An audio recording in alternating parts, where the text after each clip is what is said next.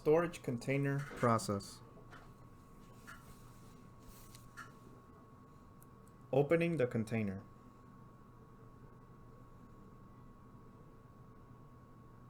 To open the container door, start by removing any locks installed.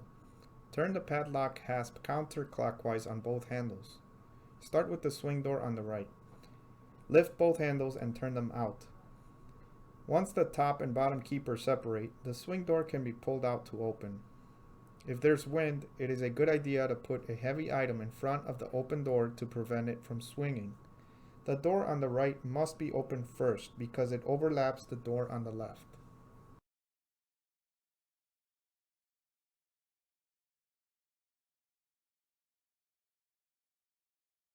Closing the container.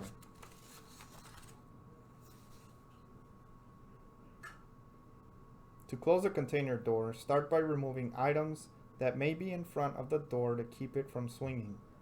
Close the left swing door first. With the door handles pointing out, align the door's keepers with the top and bottom latch. Turn both handles in towards the door and mount them on the door latch. Reinstall the padlock hasp by turning clockwise. Repeat steps 1 through 4 with the door on the right and replace the locks. What to look for during the daily safety walk.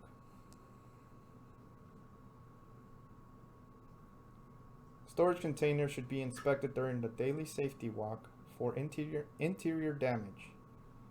Check for water leaks, make sure the material is dry and stacked safely. The floor should be free from any debris or garbage. Using the ramp.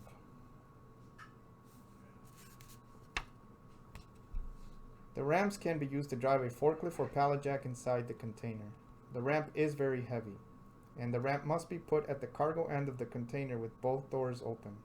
There is a chain and hook attached to the ramp on each side of it to secure it to the container floor and avoid the ramp from separating when in use. The containers are designed so that a forklift can drive in and out of it using a ramp. Do not try to go inside a container without a ramp designed for forklift use.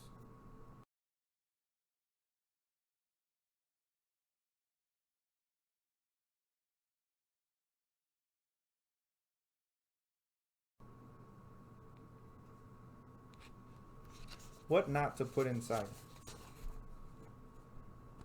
The containers are not climate controlled. Although all items inside are kept dry, they're still exposed to extreme heat or extreme cold. Therefore, do not store flammable items in the container. Do not store any chemicals in the container. Do not store any liquids inside the container. Do not store plastics as they may melt or warp in extreme heat. Only store items inside and not on top of the container.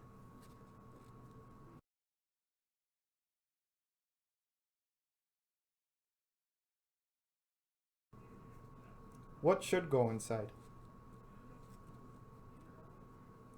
It is recommended that you only store in the container 1 or 2 of the same inventory items to avoid inventory control being difficult. You should only store items that you have in an overwhelming amount. Inventory location assigned. Containers should be assigned an RF location.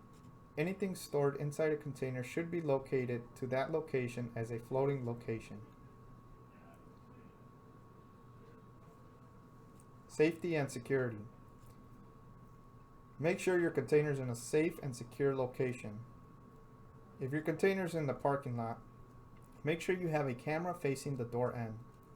When choosing a location to sit the container, you must make sure that the floor is clean and leveled. The container should not block any docks or entrances. You will need at least 15 feet of clearance in front of the doors.